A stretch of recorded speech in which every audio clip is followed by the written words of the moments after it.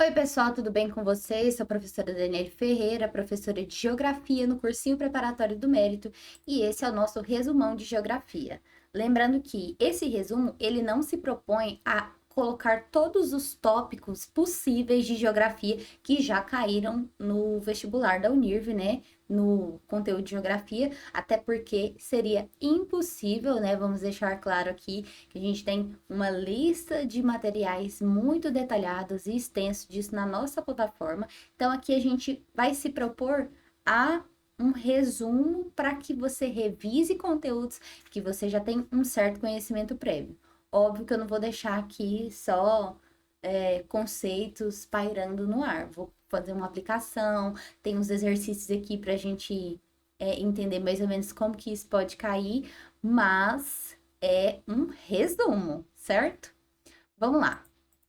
Dentro da geopolítica, a gente tem no nosso material muitos assuntos. E um desses assuntos que impacta diretamente no nosso país é o conflito Rússia-Ucrânia.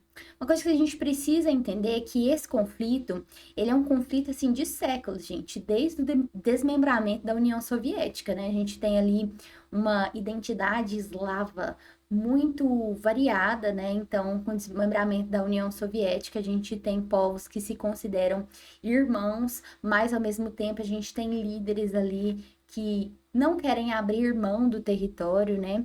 A Crimeia ali em 1954, ela foi transferida da Rússia para a Ucrânia pela União Soviética, né? Pelo Nikita Khrushchev. E aí, depois da independência ucraniana, a Crimeia ela permaneceu parte da Ucrânia. Enfim, e aí, mesmo assim, boa parte do pessoal que morava na Ucrânia se considerava russo, e a gente vai ter aí conflitos mais intensos, principalmente com a entrada da OTAN na jogada, né? Algo muito semelhante ao que acontece lá com a crise dos mísseis em Cuba, né? Vamos dizer que a Ucrânia é um quintal é, muito próximo ali da capital da Rússia, Moscou, e isso a nível de uma guerra ou uma ameaça nuclear é algo que é utilizado como argumento pelo presidente Vladimir Putin para iniciar aí uma guerra ou uma invasão do território ucraniano, ao mesmo tempo que a gente tem aí questionamentos do âmbito internacional sobre a soberania do Estado, né? E, enfim, são pequenas minúcias que a gente não vai se ater aqui, mas um ponto bastante importante sobre essa guerra e que afeta o Brasil diretamente é com relação à exportação de commodities, né? Porque tanto a Rússia quanto a Ucrânia são grandes exportadores de commodities. Juntas, elas respondem a cerca de 30% das exportações globais de trigo e 20% de milho. E o que acontece? Houve, né, uma interrupção dessas importações pelo Mar Negro, justamente por conta da guerra, que acabou gerando um desequilíbrio econômico em outros lugares, inclusive no nosso país, não necessariamente de grãos, porque aqui a gente tem grãos o suficiente tanto para nós quanto para exportar. Porém, eles também são grandes exportadores de fertilizante e nós somos grandes compradores desses fertilizantes. Então, a Rússia ela é um dos maiores produtores de potássio, nitrogênio e fósforo, que são inclusive elementos aí muito utilizados no solo aqui em Goiás, né? Sanções e reduções nas exportações, elas afetam a agricultura global, porque como não se resolve mais as brigas internacionais através de bomba, invasão. Aliás, em alguns lugares sim, né? Mas de modo geral, se impõe bloqueios econômicos, né? Taxações, sanções, e foi o que os países fizeram para tentar parar a Rússia, que não parou, né? Obviamente, e isso acabou elevando o custo aí, tanto da produção do preço dos alimentos no mundo inteiro, praticamente. Em especial, alguns lugares que a gente vai ver um gráfico aí daqui a pouco. Quais foram aí as consequências dessa guerra, né, real, assim? Lembrando que essa guerra ainda está em curso, ela não terminou. Refugiados ucranianos, né? Eles são 6 milhões e eles deixaram o país principalmente para a Polônia, que é o país vizinho, a Alemanha e outros países aí da União Europeia. Então a gente tem uma crise migratória muito grande na Europa, que inclusive tem afetado políticas migratórias, né? Coisas relacionadas a imigração, xenofobia, aceitação dessas pessoas, porque desde a Segunda Guerra Mundial é a maior leva que a gente tem de pessoas entrando na União Europeia. Deslocamentos internos também, cerca de 8 milhões de ucranianos, eles tiveram que mudar devido, né, ao caos e o combate que está dentro do país. Impactos da saúde, por que eu quis colocar isso aqui? Não é algo que a Unir tem cobrado com tanta frequência. Se eu não estou enganada, em 2022 ela cobrou algo um pouco parecido, ou seja, que saber algo relacionado à saúde dentro de um conflito geopolítico. O que que acontece? A gente tem aí uma sobrecarga no sistema de saúde europeu, que é óbvio, né? Falta de medicamento, crises aí psicológicas, traumas familiares, traumas de guerra, tudo isso é uma questão também quando a gente fala de refugiados, né? Tensões aí entre a OTAN e uma possível escalada nuclear. Isso aí também é tudo suposições, tá, gente? Não tudo, né? Mas a expansão da OTAN, por exemplo, foi utilizada como um dos motivos para a invasão russa na tentativa de impedir que a Ucrânia se aliasse à OTAN. E aí, o que que é a OTAN? A gente precisa lembrar que é uma organização ali que auxilia tanto economicamente, mas especialmente militarmente. Então, se aliar a alguém que está muito aliado aos Estados Unidos, lembrando que Rússia e Estados Unidos têm aí uma rixa econômica, política de longa data, né? As armas nucleares táticas. A Rússia, então, ela posicionou mísseis nucleares na Bielorrússia e ela ameaçou, então, usar essas armas atômicas caso ela se sentisse ameaçada. E aí a OTAN, ela vai e responde com militares e envios de tanques para a Ucrânia. Por isso que a gente continua aí nessas negociações. Qual que é o risco aí desse conflito? É que a gente pode aí, sim, né, em algum momento, a depender do posicionamento de um país ou outro, especialmente da Ucrânia, a ter um conflito bélico a nível nuclear e mundial. Porque a Rússia já deixou muito claro que não quer que os países auxiliem com armamentos ou levando militares para essa guerra, que não é uma guerra deles. Então, algumas coisas aí podem mudar ao longo do tempo. No momento, é uma guerra que está em curso, certo? Eu quis trazer isso aqui porque muitas vezes a gente fala de geopolítica dentro da geografia e a gente acha que vai cair lá. A Rússia invadiu a Ucrânia por isso, por isso. É importante que você saiba o objetivo? É importante. Mas muitas vezes, dentro do vestibular da Unirv, é bem provável que vá utilizar algum dado socioeconômico, algo relacionado à economia, especificamente, alguma parte específica da economia, um gráfico, um, uma pesquisa. Raramente vai estar lá informações muito objetivas sobre esse assunto. Inclusive, tem muita coisa que não fica nem explícita no gráfico, porque não é uma leitura só do gráfico, é uma leitura do gráfico relacionado com o que você sabe de política internacional. Então vamos lá. A Ucrânia, então, ela desempenha um papel crucial no abastecimento global de alimentos. Isso aqui é um dado de 2020, não é um dado tão atual, mas a BBC, ela fez uma pesquisa mais recente, em 2024, não tem gráfico atualizado, mas eles vão falar um pouco sobre o impacto em cada um desses países. Então, a gente tem aí a Moldávia ocupando primeiro lugar, o Líbano, Catar, Tunísia, Líbia, Paquistão, Indonésia, Malásia, Egito, Bangladesh. Como vocês podem perceber, a gente tem aqui países do norte da África e países do Oriente Médio, correto? Então vamos aqui às alternativas. Bom, a interrupção das exportações ucranianas em 2022, ela agravou crises de segurança alimentar em países africanos, onde o trigo é a base da dieta em regiões como o Sahel. Aí você vai falar, professora, mas isso aí eu não vi em lugar nenhum. Como é que eu vou saber sobre isso?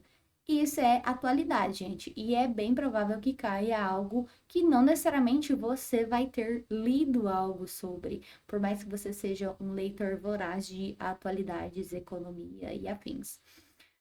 O que você precisa saber? Onde que fica o Sahel? Onde que fica o Sahel? Você consegue definir? Você consegue pegar o mapa do continente africano, separar a África do Norte, a África subsaariana e o Sahel? Você sabe como que é a cultura de cada um desses países? Eu iria aqui por eliminação aí, pela lógica, certo? Por exemplo, onde o trigo é a base da dieta de regiões como o Sahel. O Sahel, gente, hoje em dia, ele é um país muito islamizado. Ponto. Parte do norte da África também. Então, sim, essa aqui ela é verdadeira. A maior parte da dieta de povos islamizados ou arabizados, né, que a gente costuma falar, vem do trigo. Então, pães, grãos. E sim, a insegurança alimentar, ela ainda é um problema dentro do continente africano. Isso é uma informação meio que senso comum até demais, né? Mas essa aqui, ela é verdadeira. E ela não é uma informação que está explícita aqui nesse gráfico. Isso pode acontecer. A dependência do Líbano, 81%, explica parte da hiperinflação e protestos no país entre 2022 e 2023. Já que o trigo, já que o trigo é essencial para alimentos como pão e macarrão. O Líbano também é um país aí arabizado, islamizado. Segue mesmo critério, que você precisa verificar essa porcentagem aqui que está no gráfico. Então, sim, alguns protestos relacionados à inflação dos alimentos está relacionado à guerra da Rússia e da Ucrânia por conta da elevação do preço dos alimentos. A C. A Rússia beneficiou-se economicamente da guerra, substituindo a Ucrânia como exportadora de trigo para países como Egito e Bangladesh. Essa aqui também não é algo tão óbvio, não tem como você fazer a leitura óbvia deste mapa, mas essa é verdadeira. Por quê? A Rússia ela vai aumentar essas exportações para o Egito e para a Índia no ano de 2023, aproveitando essa demanda reprimida aí que a Ucrânia não consegue mais suprir. Eles se aproveitam disso. A D. A União Europeia foi a região mais afetada pela queda nas exportações ucranianas, devido à sua proximidade geográfica e laços comerciais históricos. Se você for pela lógica geográfica, vai dar tudo errado. O que você precisa saber? Voltar ao mapa. Tem algum país aqui que faz parte da União Europeia, que são países europeus? Não. Então, essa aqui é falsa, certo? Então, vamos lá, mais um conflito. Não vou ficar me delongando, gente, eu tô tentando falar assim um pouco só para vocês entenderem o que pode cair. O conflito Israel-Palestina, ele é um conflito histórico, ele é um conflito religioso e ele é um conflito territorial. Então, assim, não é um conflito super simples de explicar, mas a gente tem muito tempo de aula só para isso dentro do nosso cursinho, mas eu vou resumir aqui. A ocupação dessa região pelos palestinos, ela se dá desde a queda do Império Romano. E a gente tem uma diáspora, uma não, né? Algumas diásporas dos povos judeus. E alguns deles vão para a Europa, outros vão para algumas regiões do continente americano. Porém, o que acontece? Depois do Holocausto Judeu, a ONU resolve fazer aí uma partilha. Como assim uma partilha, professora? Vamos lá. Observem aqui. Foi proposto em 1947 uma divisão onde a maior parte desse território que já era palestino, né, desde a queda do Império Romano do Ocidente, pertencesse aos judeus, já que para eles existe uma justificativa não só histórica, mas religiosa da presença deles ali, que a terra pertence, que foi dada por Deus a eles. Os povos árabes que ocupavam a região, que não necessariamente eram só palestinos, rejeitam aí esse acordo e eles não concordam que a maioria do território seja dada ao Estado de Israel. Então, vamos lá, o que acontece? A gente tem, então, uma disputa por território, desde a criação do Estado de Israel em 1948, e os palestinos eles vão lutar para ter um Estado próprio nessa mesma região. Durante esses conflitos, que, olha que são é um período longuíssimo, né? Eu, inclusive, acho não, tenho certeza que esse conflito ele é mais antigo do que os mapas geográficos que a gente tem, justamente por ser uma região histórica. Israel começa a ocupar áreas como a Cisjordânia, Jerusalém Oriental, e aí vai construindo assentamentos em territórios palestinos, vai ocupando esses territórios ilegalmente. Mas aí, depois de um tempo, você passa a ter mais presença judaica do que a presença palestina. Então, eles vão suprimindo os palestinos dentro do território. Esse conflito também ele é religioso, obviamente, porque Jerusalém é uma terra sagrada não só para os muçulmanos quanto para os judeus, né? Para os cristãos também, mas que não estão muito envolvidos nesse conflito em específico, e ambos eles querem o controle da cidade e acreditam que o território pertence a eles. Hoje em dia existem várias discussões a respeito disso, que não necessariamente eu vou entrar nelas, né? Eles querem um Estado independente, os palestinos. Recentemente a gente presenciou no final do ano passado, em 2020, não, acho que o ataque aconteceu em 2023, né? Tem mais de um ano aí esse conflito entre Israel e Palestina. Algumas pessoas preferem substituir Israel e Palestina por Israel e Hamas, porque dizem que o conflito não é contra os palestinos, mas em relação a grupos armados e violentos que surgiram nesse contexto de violência dentro da Palestina, né? Inclusive, eu recomendo para vocês um podcast para quem quiser ouvir sobre o surgimento do Hamas. Tem num podcast chamado História em Meia Hora. É muito bom. É meia hora só sobre isso. Não tem como eu dar uma aula disso aqui, já que é um resumo. Mas se você quer saber como que o Hamas surgiu dentro do território, qual que é a relevância dele para o povo palestino, qual que é a impressão do povo israelense sobre o Hamas. Agora, uma coisa importante que a gente precisa entender. Antes do último ataque do Hamas ao território israelense, o Hamas ele não era considerado um grupo terrorista por todos os países do mundo. Alguns sim. E aí é disso que a gente vai falar, porque isso aqui é o que mais importa desse conteúdo. O governo Trump, de 2017 a 2021, ele reconhece Jerusalém como capital. Então, em 2018, o Trump, ele transferiu a embaixada dos Estados Unidos para Jerusalém, rompendo com o consenso internacional e aí inflamando ainda mais as tensões entre Israel e Palestina. Ele acabou, então, demonstrando esse apoio total aos israelenses.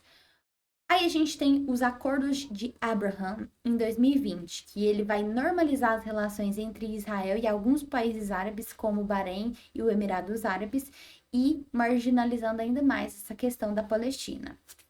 A gente tem a Corte de Ajuda de Urwa, não sei pronunciar, Urwa, suspendeu o financiamento aí da ONU, que ela vai auxiliar alguns refugiados palestinos, e ele vai enfraquecendo essa ajuda humanitária em Gaza, ainda dentro do seu governo. Eu tenho alguns dados aqui que são importantes também desse conflito, porque ainda vai chegar, tem mais coisa ainda. Os dados atuais que a gente tem é de mais de 40 mil mortos, né? Isso aí é informações do Ministério da Saúde de Gaza. Lembrando que Gaza é um território palestino, mas também é uma cidade. Quando a gente pensa em faixa de Gaza, muitas vezes tem o imaginário de que é um território muito pequeno, onde a maior parte das pessoas que tá ali não tem casa, mas Gaza é um lugar desenvolvido no sentido que tem universidade, comércio, é uma cidade, certo? Então, inclusive, eles também têm, né, esse Ministério de Saúde, tem médicos, hospitais, escolas, enfim, é um lugar mesmo. Não é uma terra arrasada. No momento é terra arrasada, mas anterior a esse último conflito, é uma cidade normal. 90% de Gaza foi deslocada, né? 50% do povo que vive em Gaza corre risco de inanição, ou seja, morrer de desnutrição. Aí, no governo Biden, 14 bilhões em armamentos foi aprovado em 2023. Pressão limitada, como assim? Tem vários discursos aí de civis pedindo proteção, discurso de pessoas, civis, autoridades, pedindo proteção para as pessoas que vivem em Gaza, que não tem nada a ver com o conflito, mas sem cortar ajuda para o conflito. Enfim, muitas nuances. No governo do Donald Trump, e agora em 2024, eu fiz questão de colocar aí, porque tem algumas coisas muito importantes para falar do governo dele atual, que pode ser que caia, né? Porque é atualidades. Ele fez algumas declarações polêmicas, como por exemplo que Israel deveria terminar o trabalho, então apoiando a ação militar dos militares de forma irrestrita, né? Então pode acabar com todo mundo. E ele tomou algumas decisões meio polêmicas, por exemplo. Ele estabeleceu que alguns alunos que apoiaram marchas ou coisas pró-Palestina, tanto na cidade de Nova York, por exemplo, eles sejam punidos ou até mesmo expulsos das faculdades. Enquanto isso, a gente também tem muitas acusações de antissemitismo, ou seja, né, preconceito. Aí eu já expliquei isso em outra aula. O antissemitismo, ele é muito utilizado para falar sobre o preconceito contra judeus. Muitas sinagogas foram queimadas aí nesse processo dentro dos Estados Unidos, inclusive.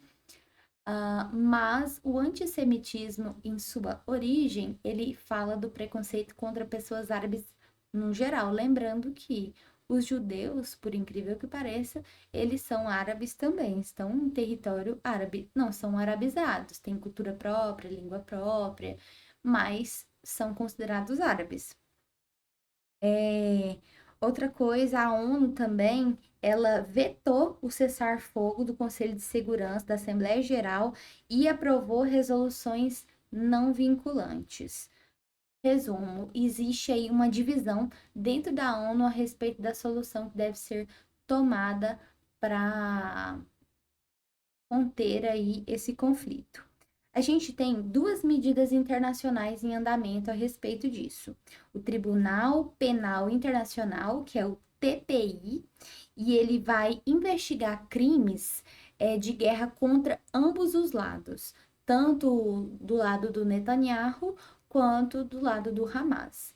Enquanto a gente tem a CIJ, que é a Corte Internacional de Justiça, e ela vai propor um julgamento por genocídio contra Israel. E esse processo ele é movido pela África do Sul. Agora, eu coloquei aqui algumas coisas importantes. Primeira coisa que eu queria falar antes da gente começar a responder sobre isso é como que isso afeta o Brasil? Como que isso afeta o Brasil? Tá lá no Oriente Médio.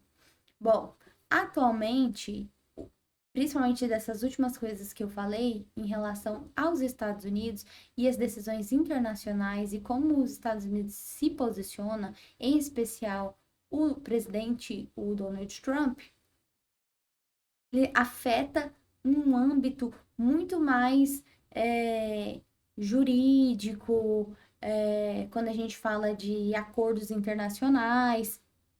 Não vai afetar o Brasil tanto economicamente. Aliás, depende bastante. Depende do nível de envolvimento do Brasil nesse processo desse acordo. Inclusive, o Brasil é bastante atuante nisso. Se o Brasil se coloca em favor da Palestina e não de Israel, isso pode sim prejudicar relações comerciais com o Donald Trump, que é abertamente pró-Israel, certo? Então, nesse quesito, é mais jurídico, não é tanto econômico quanto Rússia e Ucrânia, que afeta diretamente, inclusive, os fertilizantes que a gente utiliza aqui no nosso estado de Goiás, certo? Sobre o conflito de Israel e Palestina e as questões internacionais envolvendo o conflito, responda com V para verdadeiro e F para falso. Bom, vamos lá. A política externa do Donald Trump de 2017 a 2021, marcadas pelos acordos de Abraham e pelo reconhecimento de Jerusalém como capital israelense, criou condições diplomáticas que marginalizaram a questão da Palestina e contribuíram para a escalada das tensões. Isso aí é algo que eu já falei, essa é verdadeira. A atual crise humanitária em Gaza apresenta características de crise sanitária complexa, com relatos de hospitais operando sem energia elétrica, falta de insumos médicos básicos e surgimento de doenças associadas à precariedade do saneamento básico. Essa aqui é verdadeira, inclusive tem assim uma série de relatos de médicos dentro da faixa de Gaza relatando crise de surtos de doenças, né? Porque eles não conseguem conter doenças contagiosas, por exemplo. Terceira, a posição dos Estados Unidos no conflito tem sido unânime, ou seja, eles entram aí em acordo entre democratas e republicanos, com ambos os partidos defendendo publicamente o mesmo nível de apoio militar e político a Israel. Inclusive, isso aqui é até polêmico, porque na eleição passada nos Estados Unidos, né, a do Biden e do Trump, era algo bem complexo, porque o Biden deu mais apoio restrito e contribuição financeira para o Netanyahu do que o Trump. Então, os apoiadores mais vorazes do Trump, mais conservadores, mais religiosos, eles inclusive questionaram algumas vezes a postura do Trump, que agora tem sido mais incisiva, né? Como eu falei, do impedimento de palestinos no território dos Estados Unidos, do ingresso em universidades e uma série de coisas. Então, essa aqui é falsa, porque na verdade ainda existem muita divergência entre os democratas, que eles são mais críticos aos excessos israelenses, apesar disso, durante o governo do Biden, foi onde mais se teve apoio financeiro. E os republicanos, né, que têm esse apoio incondicional, que no caso é o partido do Trump, então, a gente tem aí os democratas como sendo mais moderados e os republicanos como sendo mais impositivos, mais conservadores, mas isso no tomar das decisões pode variar um pouco, certo? A última. Organismos internacionais como a OMS têm alertado para o risco de colapso completo do sistema de saúde em Gaza, como indicadores de saúde públicas equivalente aos países em guerra civil prolongada. Essa aqui também é verdadeira. Vamos agora para um conteúdo super atual e que é muito importante, que é com relação à China, a expansão chinesa, a guerra tarifária que tem acontecido em relação à China e Estados Unidos. Como provavelmente vocês já estudaram isso com o professor Renato, não vou me aprofundar, mas vou falar superficialmente. A China foi um dos países que demorou a se industrializar, né? Teve uma série de consequências políticas, de países invadindo o território chinês, então a história econômica da China e política ela é bem complexa, mas atualmente a China ela é uma competidora é, equivalente aos Estados Unidos, né? Na produção, na industrialização e na geopolítica. Os Estados Unidos, eles acabaram, né, restringindo a venda de chips avançados e equipamentos de fabricação à China, porque eles queriam controlar essa exportação como uma forma de impedir o avanço da China, tanto industrial quanto econômico, né? O industrial é algo mais latente atualmente. A resposta chinesa a esse controle da exportação foi a aceleração do desenvolvimento de semicondutores domésticos, já que eles não tinham mais acesso a esses produtos, eles começaram a fabricar e subsídios de mais de 150 bilhões de dólares para autossuficiência, ou seja, eles passaram a desenvolver seus próprios produtos. E isso teve um impacto dentro da escala global, né? Taiwan, a Coreia do Sul, elas ficam aí no centro dessa disputa. Lembrando que Taiwan é um recorte muito específico de zona econômica especial. A gente tem um conteúdo só sobre isso na nossa plataforma também, que eu não vou me delongar, mas é importante você saber que Taiwan faz parte da China, porém tem um sistema econômico diferente, um sistema político, eu diria, inclusive, diferente, e é uma zona muito complicada para a China e um ponto fraco, vamos dizer assim, da China em relação a esses conflitos que a China tem com os Estados Unidos. É importante você saber, é importante você pesquisar, isso aí eu vou deixar para vocês. A expansão chinesa, gente, ela apoiou principalmente investimentos de infraestrutura em outros países. O que acontece? Na África, ela apoiou e desenvolveu e investiu em portos estratégicos, ferrovias, mineração, e aí isso levou ao quê? Uma série de dívidas que são impagáveis pelos países. Criou aí dívidas superiores a inclusive o PIB do país. Na América Latina, ó, no Peru, criou portos, na Argentina, investiu em barragens, no Brasil, investiu em 5G, e o Brasil deve 60 bilhões à China. No Sudeste Asiático, a gente tem o corredor econômico China-Paquistão, que tem aí 62 bilhões investidos, e a ferrovia Laos-China também. Qual que é a grande questão? Esses países eles acabam ficando presos economicamente à China, né? Mas é aquilo que a gente já estudou sobre cadeias globais, aquilo que a gente já estudou sobre multipolaridade, interdependência dos países, globalização, enfim, nada muito diferente, mas a China tem feito esses investimentos em países considerados aí subdesenvolvidos, países emergentes e qual que é o problema? 42 desses países, eles têm dívidas superiores a 10% do seu PIB, como eu coloquei. Sri Lanka, que perdeu o porto em Hambantota em 2017. Agora vamos aqui para a questão. A ascensão da China no cenário global, ela tem provocado mudanças geopolíticas aí no século XXI, envolvendo tanto disputas comerciais, tecnológicas e territoriais. Com base nesse contexto, analise as afirmações abaixo como verdadeiras ou falsas. A guerra dos chips, isso aí marca e estuda.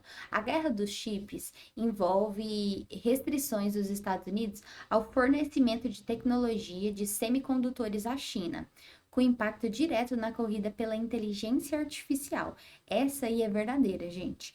É muito importante, eu falei sobre, né? A China acabou tendo que investir nos seus próprios semicondutores, mas está ligado diretamente a Taiwan, essa guerra dos chips, e é um conteúdo super atual que é importante que você estude.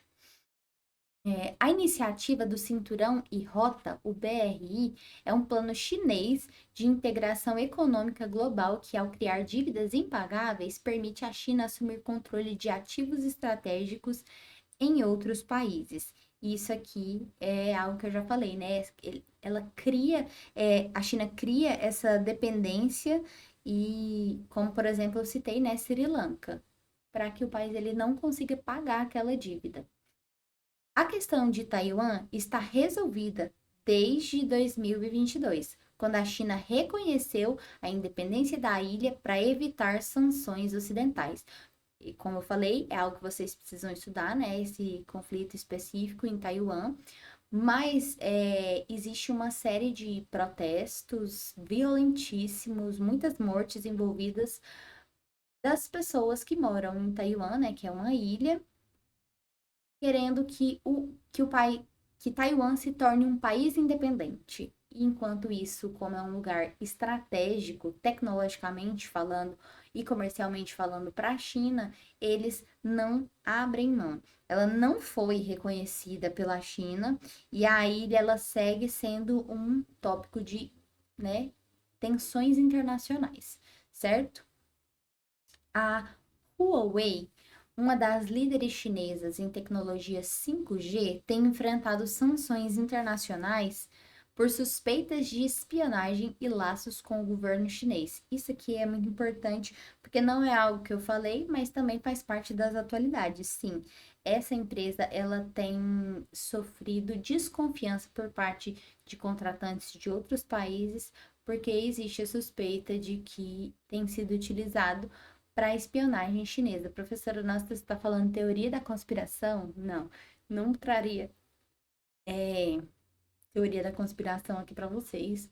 Se vocês quiserem pesquisar sobre, é algo que faz parte aí da disputa comercial e política China e Estados Unidos. Por falar em Estados Unidos, a gente precisa retornar aí outro tópico super importante, que é o de blocos comerciais. Eu não vou falar todos os blocos comerciais aqui, porque não dá, né? A gente tem aí a União Europeia, a gente tem aí o NAFTA que não existe mais, a gente tem o USMCA, United States Mexico Canadá Agreement. Não sei se eu pronunciei certo, mas é o nome, né, do bloco que está aí em crise por conta da guerra tarifária entre Estados Unidos, México e Canadá. Então, não vou falar todos os blocos econômicos que existem, eu vou falar desse específico porque é algo relacionado a atualidades que pode ser que você não saiba. Esse bloco, gente, ele é um acordo que ele substitui o NAFTA, que era um acordo de livre comércio da América do Norte, e ele está em vigor desde 1º de julho de 2020. Esse tratado, o que ele faz? Primeira coisa, o que um bloco econômico faz? Ele é uma forma de auxiliar economicamente os países se ajudarem mutuamente. Vou dar aqui um exemplo, chulo, tá? Mas para ficar na sua cabeça. Vamos supor que eu sou um grande produtor rural de carne bovina. Você é um grande produtor rural de vegetais. E nós somos países vizinhos. Eu não tenho condições de produzir vegetais porque eu estou mais focada na produção de bovino.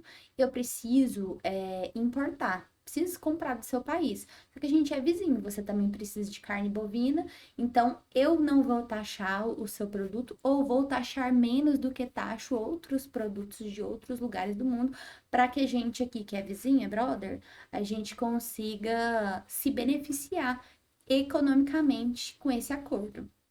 Só que esse acordo em específico, ele não era benéfico igualmente para os três países.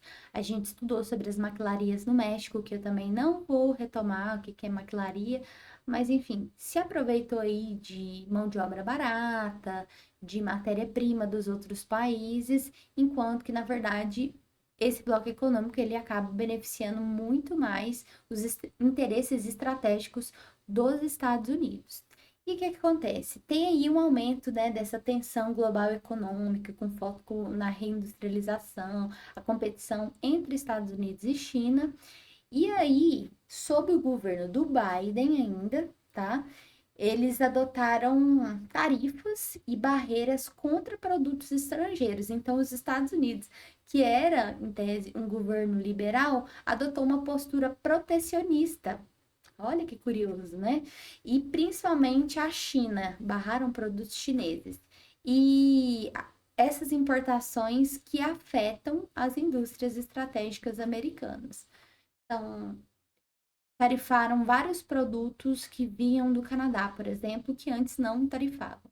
Então, o Canadá passou a tarifar também de volta produtos que não tarifavam dos Estados Unidos. E aí a gente tem aí um desequilíbrio nesse bloco econômico atualmente, que não está totalmente em acordo. O governo do Donald Trump tem recuado um pouco, né? Porque percebeu que isso pode ser muito maléfico para o comércio externo, mas ao mesmo tempo, uma postura protecionista beneficia a indústria do próprio país. O grande problema é que a maior parte dos produtos que é consumido hoje nos Estados Unidos não vem da indústria americana, mas de países do Sudeste Asiático, da China e do México. Então, a gente tem aí um desequilíbrio, uma desordem econômica e comercial. Vamos lá. A globalização e os acordos econômicos regionais, eles moldaram profundamente o comércio internacional nas últimas décadas. No entanto, o cenário atual revela tensões entre a integração global e o protecionismo estratégico, como demonstram as disputas comerciais envolvendo os Estados Unidos. Sobre esse tema, verifique se as informações abaixo são verdadeiras ou falsas. O USMCA, acordo comercial que substituiu o NAFTA, representa um exemplo de regionalismo econômico, com foco na proteção da indústria e do trabalhador norte-americano.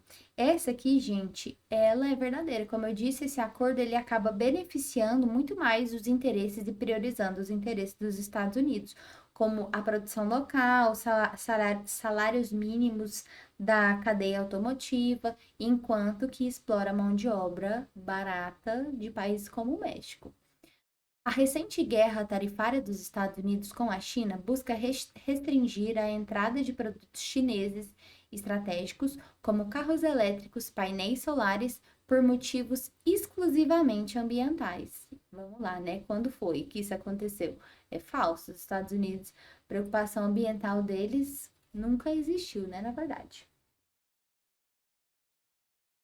A desglobalização seletiva promovida pelos Estados Unidos indica um movimento de relocalização industrial, especialmente em setores como tecnologia, energia limpa e semicondutores. Essa aqui, ela é verdadeira, gente, é uma estratégia de relocalizar cadeias produtivas. Se você não sabe o que cadeia produtiva e em que lugar, por exemplo, o nosso país ocupa dentro das cadeias produtivas mundiais, é um bom conteúdo para você dar uma lida. É algo super simples, mas que é importante. Quando a gente fala de cadeia produtiva, é importante a gente lembrar também da divisão internacional do trabalho, que é o que cada país produz. Não tem nenhum país no mundo que produz todas as coisas que lhe é preciso. Muitos países eles produzem, mas às vezes precisam de matéria-prima que não tem no próprio país. Ou o Brasil é um grande exportador agropecuário, mas deixa a desejar quando a gente fala de inteligência artificial e tecnologias de, né, alta performance, enquanto que a gente precisa então comprar de lugares que produzem esse tipo de coisa. Exemplo, a Alemanha, os países europeus no geral que têm alta tecnologia, que são bons nisso. Então, dentro do mercado internacional global, cada país vamos dizer que é responsável por algo dentro da cadeia produtiva. Então, é muito importante vocês saberem sobre isso. Então, a terceira é verdadeira. E agora vamos para a última. O protecionismo comercial crescente pode impactar negativamente cadeias produtivas globais, inclusive insumos médicos, o que tem relevância direta para a área da saúde. Essa aqui é verdadeira, gente, porque o protecionismo ele pode gerar ou encarecimento ou escassez de alguns produtos relacionados à área da saúde, certo? E esse é um tema, vamos dizer, né, recorrente dentro da medicina. Não sei se pode cair, né? Mas se cair, você já sabe. Outro tópico importante que a gente precisa saber dentro da geografia é a geomorfologia, que tem, gente, milhões de conteúdos dentro da geomorfologia. São várias coisas que você precisa saber. Você precisa saber sobre, principalmente, sobre intemperismo, sobre os conceitos básicos de planalto, planície, depressão. Então, assim, honestamente falando, não tem como eu dar todos os conceitos aqui para vocês. Eu vou dar o básico aqui, que é sobre formação do relevo brasileiro, que já caiu algumas vezes sobre bacias sedimentares, sobre planícies, sobre erosão, acho que já caiu também. Então, vamos lá. Os planaltos. O que é um planalto? É uma área elevada e erodidas. Elas predominam no Brasil, por exemplo, no Planalto Central, aqui no Planalto Central, Goiás, né? Não necessariamente Goiás, mas Brasília em específico, né? A gente tem planícies, áreas baixas e sedimentares associadas a rios e mares, e a gente tem as depressões, que são áreas mais baixas que os planaltos ao redor. E elas podem ser relativas ou absolutas. Aí você fala, professora, como é que eu sei o que é uma depressão relativa e o que é uma depressão absoluta? Você vai pegar, pesquisar no Google Imagem, porque é a forma mais simples de você aprender esse tipo de coisa. Dentro da formação do relevo brasileiro, tem um geógrafo muito importante, que é o Aziz Absaber. Posso ter pronunciado o nome errado, né? Porque é um nome árabe. E ele é uma das pessoas mais influentes dentro da geografia brasileira, e ele vai fazer uma leitura sobre a formação do relevo brasileiro, onde ele fala que ele se baseia menos na altitude, ou seja, o relevo não tem necessariamente a ver com a altitude, mas com os processos geomorfológicos que vão acontecer naquele relevo em específico. Aí a gente tem alguns desses processos que eu coloquei aqui. A erosão, que ela vai modelar áreas de planaltos, a sedimentação, que forma as planícies, e os processos mistos ou intermediários, que eles vão caracterizar as depressões. Professor, eu não lembro o que é erosão, eu não lembro o que é sedimentação. Faça a mesma coisa. Se você não vê imagem, você não vai conseguir associar o conceito ao que é. Outra coisa importante quando você está pesquisando sobre esse assunto é Vossorocas. Eu tenho para mim que em algum momento isso vai cair no vestibular da Unirv. Está lá no nosso material, mas se você não tem material, pesquise Vossorocas.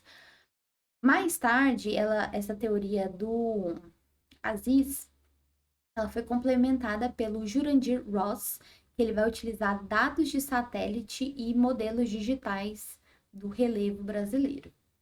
Aí, isso aqui é só para fixar o conteúdo. Isso aqui, absolutamente, a chance de cair pergunta desse jeito aqui, ela é baixa. Apesar de que caiu uma questão de climatologia bem nesse nível aqui no ano passado. Sobre o relevo brasileiro, julgue V ou F, verdadeiro e falso. A classificação de Aziz Absaber valoriza o processo de erosão e sedimentação na definição da forma do relevo. Sim, essa é verdadeira. Planícies brasileiras são áreas de intensa erosão, comuns nas regiões de serras e escarpas. Não, não. Aqui a gente viu, né, que planície está associado a áreas de mares e rios. E não tem nada a ver com serra e escarpa. Que vocês precisam saber qual que é a diferença, inclusive, entre serra e escarpa. Que só tem como saber olhando a imagem. Planaltos são predominantes no território brasileiro e apresentam altitudes superiores a 200 metros. Essa aqui também é verdadeira. Depressões absolutas são áreas abaixo do nível do mar. No Brasil, existem várias na região amazônica. Essa aqui, gente, ela é falsa.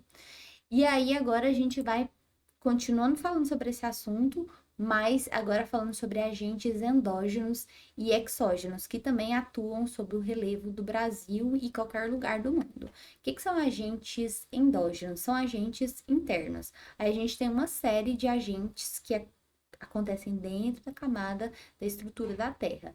O tectonismo, o vulcanismo, abalos sísmicos, e eles vão modelar tanto estruturas de relevo como montanhas, é, canyons, cordilheiras, quanto também bacias.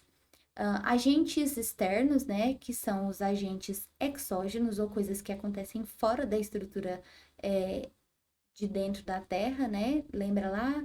Crosta, manto, núcleo, aí é endo.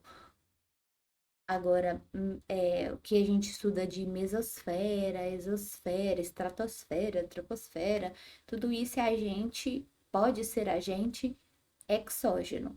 E a gente vai ter o intemperismo, a erosão, o transporte, isso mesmo, o transporte urbano, o transporte e a movimentação dos seres humanos e a sedimentação que vai atuar na esculturação do relevo. Agora vamos lá sobre a dinâmica do relevo na Terra. A dinâmica do relevo terrestre envolve processos endógenos e exógenos que impactam desde a formação dos solos até desastres naturais, com consequências diretas à saúde pública.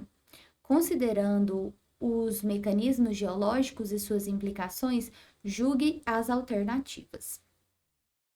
O intemperismo físico, predominante em climas áridos e semiáridos, exemplo, deserto do Atacama, fragmenta rochas através da expansão térmica diferencial, a insolação, e a crioclastia, a ação do gelo, sem a alteração química da composição mineral. Essa aqui, gente, ela é correta, porque o intemperismo físico, ele vai atuar em regiões onde tem amplitudes térmicas intensas e baixa umidade, como por exemplo, né, o deserto do Atacama. Se você não sabe o que é amplitude térmica, você que é aluno, o NIRV do nosso cursinho, assista o vídeo que eu mandei sobre isso, de climatologia, que você vai entender. Porque você precisa sim decorar os principais climas do mundo e do Brasil.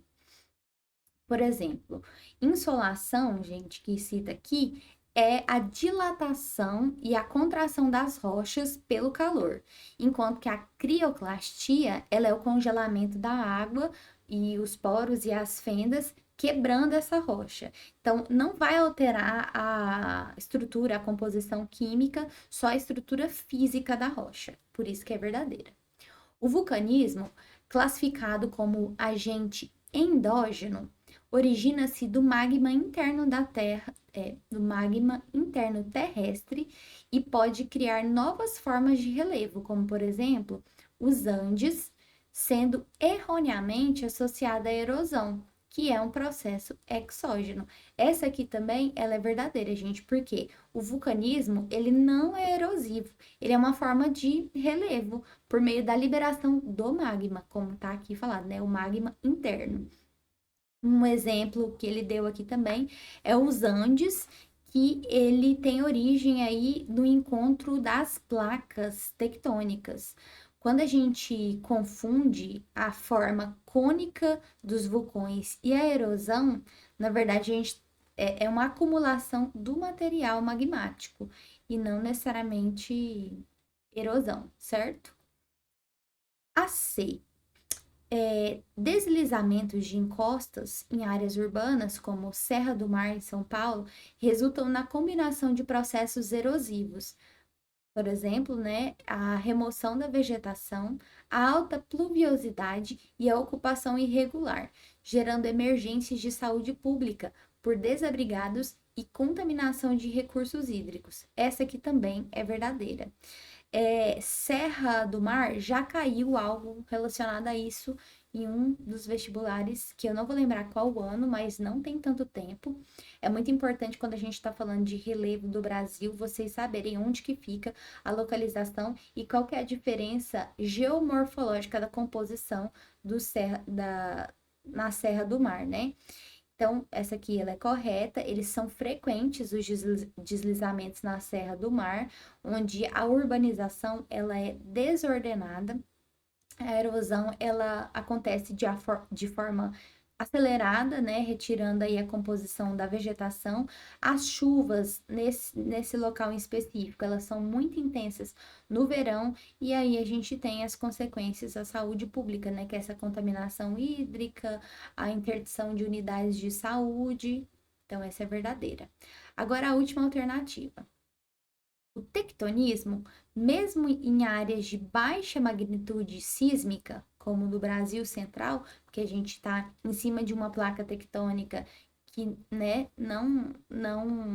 a gente não está em nenhuma falha, pode reativar falhas geológicas, como por exemplo a falha de Samambaia. Essa aqui é uma falha que eu não citei, porque ela não é muito falada, mas é muito importante você pesquisar, coloca no Google Imagens, você vai saber em que local do Brasil fica, e elevar o risco de microterremotos, com potencial para danificar infraestruturas críticas, como hospitais. Essa aqui também ela é verdadeira, gente, porque embora o Brasil ele esteja nessa placa tectônica estável, tem algumas falhas geológicas reativáveis, que essa aqui, por exemplo, é um exemplo. Mesmo um abalo sísmico leve pode sim danificar estruturas como hospitais. Então, essa aqui, ela é verdadeira. Agora, falando sobre erosão e assoreamento. Qual que é a definição de erosão? Ela é a remoção do solo ou rocha por água, vento ou ação antrópica. E ação antrópica, ação do homem. O assoreamento, ele é a deposição de sedimentos no leito de rios, reduzindo a sua profundidade. Então, qual que é a consequência? É a diminuição da qualidade e quantidade de água, impactando o abastecimento e a saúde pública, como, por exemplo, a contaminação aí de esgoto e a quantidade de doenças hídricas. Agora, vamos lá. O estado de Goiás, devido à expansão da agricultura mecanizada sobre solos frágeis com latossolos e neossolos, enfrenta desafios ambientais, como a erosão e o assoreamento. A relação entre o uso do solo e os recursos hídricos é um tema central na discussão sobre sustentabilidade ambiental e saúde pública. Com base nesse contexto, assinale se as alternativas abaixo são verdadeiras ou falsas. A expansão da agricultura mecanizada no Cerrado Goiano, com o uso intenso de arados e a ausência de cobertura vegetal, favorece processos de erosão laminar e ravinas. Gente, essa aqui é verdadeira. Porque que acontece? É muito comum em Goiás, principalmente em áreas de cultivo de soja e milho. Isso aqui, certo? Erosão laminar e ravinas. Professora, eu não sei qual que é a diferença de uma erosão laminar e ravinas. Mais uma vez, sem imagem, você não vai conseguir diferenciar só por nome. Isso aqui não é o tipo de coisa que só o decoreba ajuda, gente. Tem que visualizar. Pesquisa. O assoreamento de rios e córregos em áreas agrícolas de Goiás compromete a qualidade da água e pode impactar o abastecimento de comunidades rurais. Inclusive, essa que é verdadeira, mas inclusive eu acrescentaria comunidades rurais e urbanas, que já é algo que acontece, né? O acúmulo dos sedimentos, né, desse assoreamento, ele dificulta e ele compromete e reduz a quantidade e a qualidade da água, e já é algo que vem acontecendo. E é um problema tanto de saúde pública quanto um problema de gestão no geral, né? A adoção de curvas de nível, terraceamento e plantio direto são técnicas conservacionistas que contribuem para a redução da erosão nos solos goianos. Essa aqui também é verdadeira. Aí você não sabe o que é curva de nível, também tem que, e terraceamento também tem que pesquisar para você ver a definição. Mas é super importante, é um conteúdo que está dentro de tanto de expansão da fronteira agrícola, quanto cerrado, clima do cerrado. Tem a ver também porque acaba falando um pouco sobre solo, relevo, enfim.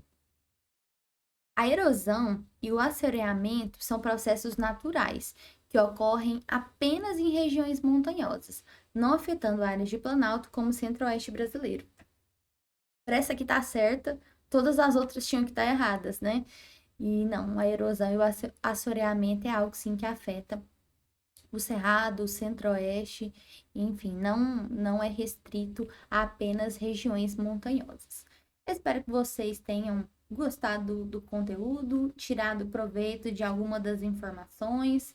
É, recomendo fortemente que vocês estudem o conteúdo de geomorfologia, sempre relacionando com Goiás, é, geopolítica, caiu algumas questões que não estavam relacionadas com Goiás, acho que tem chance de cair algo relacionado a essa briga tarifária aí, ou a blocos econômicos, que já tem um tempinho que não cai, acho que é bem provável.